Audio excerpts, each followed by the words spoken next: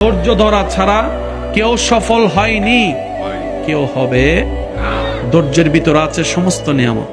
মনে রাখবেন, আল্লাহ তাআলার সমস্ত নিয়ামত ধৈর্য নামক দরজা দিয়ে, রাস্তা দিয়ে হেঁটে গিয়ে নিতে হয়।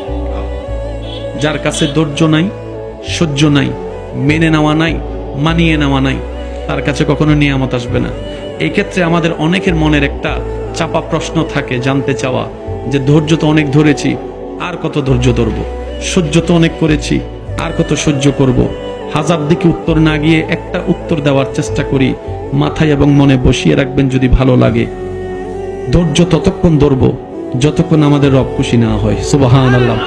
যতক্ষণ রব খুশি না হবে ততক্ষণ ধৈর্য, ততদিন ধৈর্য, তত মাস ধৈর্য, তত বছর ধৈর্য।